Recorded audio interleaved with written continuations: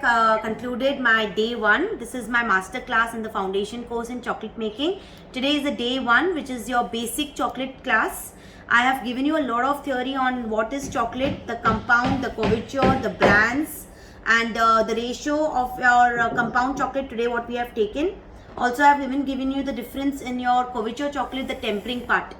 You know, how much should be the temperature for a dark, for a milk, and for a white. So first we did the theory. First half an hour I think went in the theory part.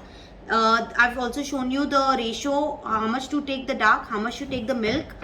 What is your melting, whether you do a double boiler or a microwave method. You can do both, any of these, but what is the right way of doing your melting.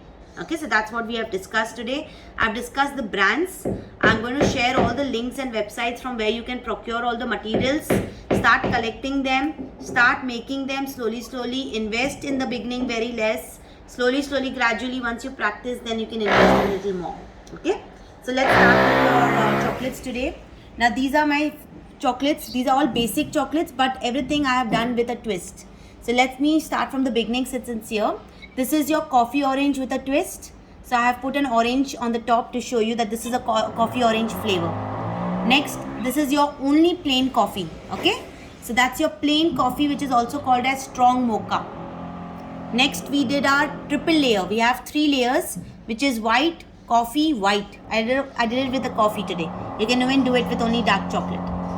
Then this is your fruity nut. Okay, I've done a fruity nut. This is your marble. Okay, so marble again in a different look. I've given those swirls. Double layered chocolate with coffee and white chocolate. This is your hazelnut with Nutella. Okay, I've shown you the shelling method. How do you do a shelling and how do you put your centers inside. Then we did one more, which is your butterscotch with almonds. I've shown you the wrapping of this. This is your dairy milk. So you can see the dairy milk. I've made a mini dairy milk like this.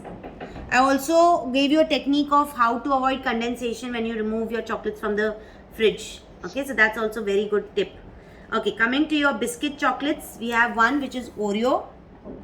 We have one which is a Marie, which I showed you in a marble style, drizzled with white chocolate and put some colorful balls because of Holi festival. I just thought of making it colorful. Again, another colorful biscuit chocolate, which is your perk. Okay, so this is your perk with a twist with different styles of decoration on top of your perk. Okay, then this is your chocolate chip.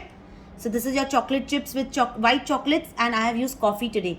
So I will call this as my coffee chocolate chip chocolate. Okay. This is your Rice Krispie cluster.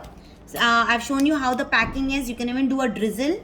I've given a transparent packing so it can be visible and it's easy to see and it looks elegant as well.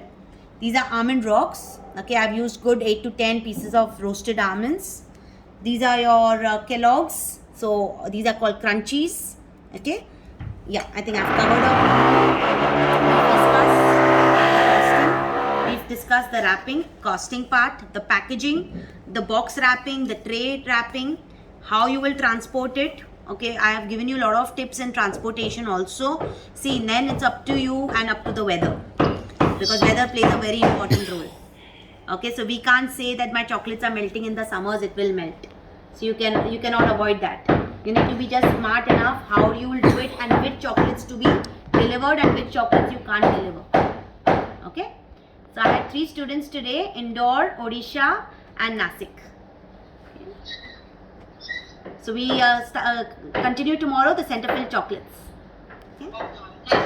Welcome.